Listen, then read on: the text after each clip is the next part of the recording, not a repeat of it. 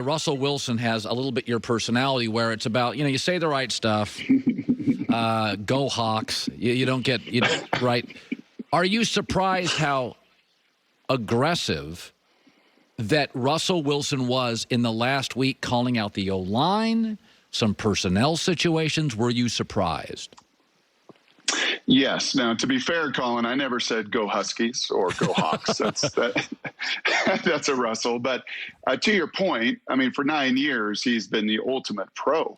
He's never flinched, never. And even my buddy Peyton, remember years ago against the Chargers, that playoff loss, he flinched post-game, let some of his frustration with the O-line and the plan and the blocking. And, obviously Aaron Rodgers, some of his peers will flinch a little bit. Russell never has done that in season, has taken every arrow. And you're right. This is off brand. He's got a brand. I don't know if you know this or not, Colin, but he's got a clothing line called the Good Man brand. And this is more of the I'm agitated man brand. and it's a sense of urgency. That's what his camp and I think he'll tell you is, hey man, time is now. Like I'm 9 years into this thing and I'm at maybe the middle part of my career and I probably will never run like I used to run. I sat up in the Super Bowl and it had to be fascinating for him sitting there with the commissioner. On one side, he's watching Mahomes going, yeah, I've played the game like that. I was that guy, my first 4 years. And then on the other hand, he looks at Tom Brady and says, but that's where I want to be. That's who I'm going to be. I want to play till I'm 45.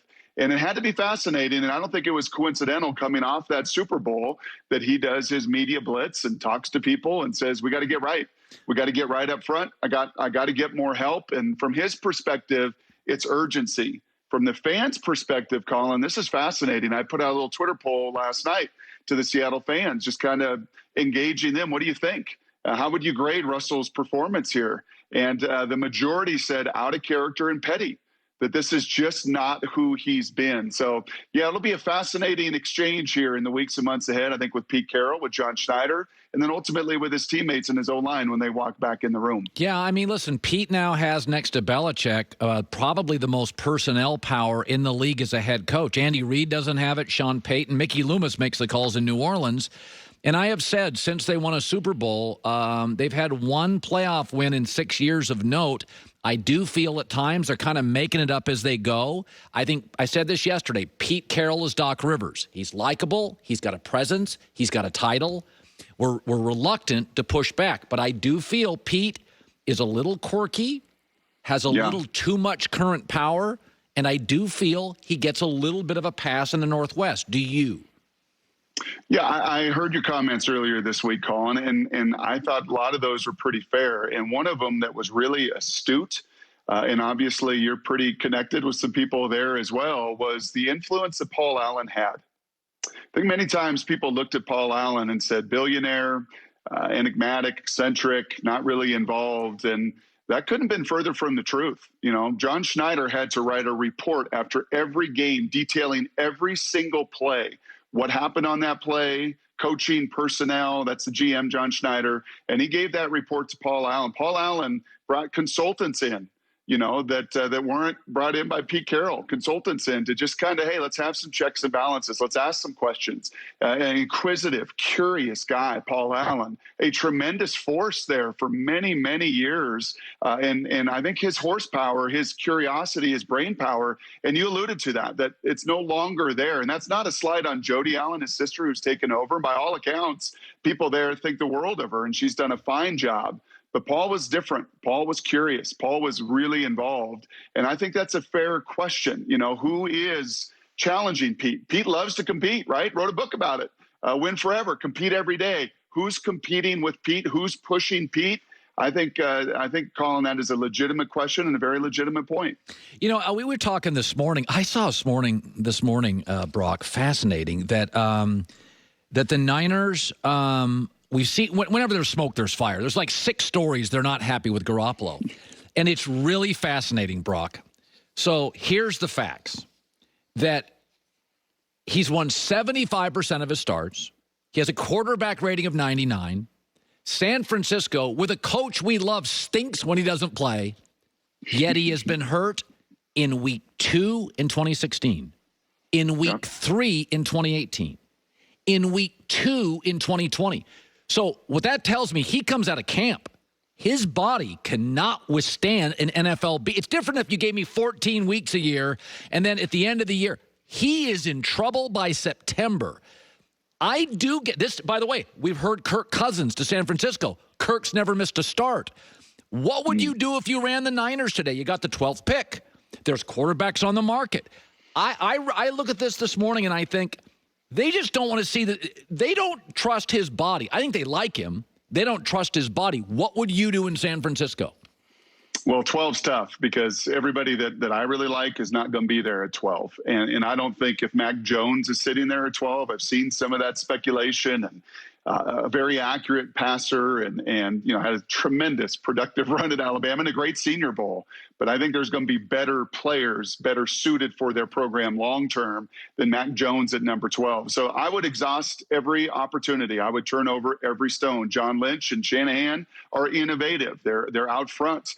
They are proactive. They don't tend to be reactive, and it's why I think they built a tremendous roster that was a deep post away from Garoppolo hitting and winning that Super Bowl against the Chiefs if he could hit that thing. And people all the time, Colin, I could speak firsthand. Okay, I was hurt all through my pro career. I never made it, never established myself. I was never reliable. I was never available. But beyond that, and I think the question here is, can you protect yourself? It's not even his frame and his body. He's a well-built guy. He's the best-looking quarterback in the league. Sorry, Brady. I mean, he's a hottie, and he's got a good body. But it's about protecting himself, understanding how to. And I watched Peyton Manning play games, Colin, where he didn't get hits. You were just talking about Aaron Rodgers, okay, playing games where you don't get hits, where you protect yourself, and that's a skill. That's an experience. That's an ability. And, yeah, I think the brass there is concerned that, A, he's always been hurt, as you said, and, B, he doesn't really understand how to protect himself to do it over the long term, and thus they will turn over every stone via the draft, via free agency, via trade, but they'll probably do it sneakily. They'll probably not let you know, and they'll probably get done, and you'll say on your show, wow, you enjoy. What a smart move. San Francisco's full of smart people that make smart moves and aggressive moves. Here's a contrarian take that Deshaun Watson's obviously a terrific player, but he's had injuries. He just had his best year. Yep. One more injury, and a lot of teams would say, we'll just go get a new guy. I know you'd love to keep him, but you couldn't win with him. And right now it appears there's 4 to 5 teams in a bidding war potentially for him.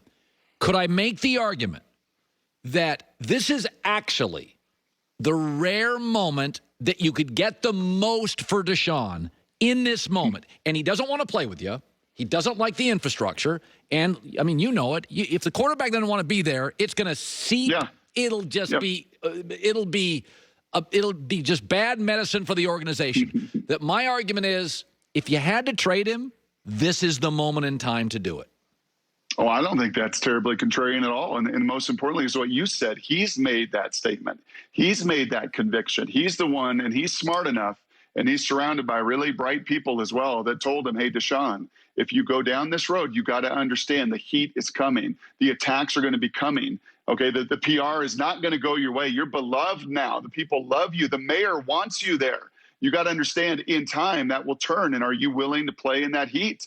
And his definitive answer has been, yes, I am. So I don't think it's terribly contrarian, everything you just laid out. That if indeed, and by the way, you talk to people in Houston, it's not just trading Deshaun. How else can we free up some space? You're going to take Deshaun and this bad contract. You're going to take Deshaun and, give us some more freedom and capital through picks and some cap flexibility over the long term. So most importantly, because he has said very clearly, I'm done. I don't want to be here. I'm done with the owner. I'm done with the team. I'm out. He has made that case. And yeah, to the rest of your points, I think they all make sense. By the way, you're working with other NFL stars currently right now. Brock Huard joining us to help families in need during COVID. It's called, I think it's fillthestadium.com. Tell me what that is.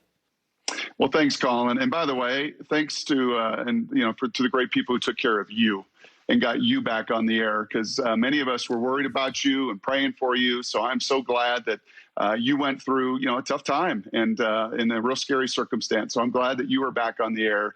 And there's a lot of folks around the world, around the globe, and especially the third world, Colin, that are hurting really badly through this pandemic, not just in America, man.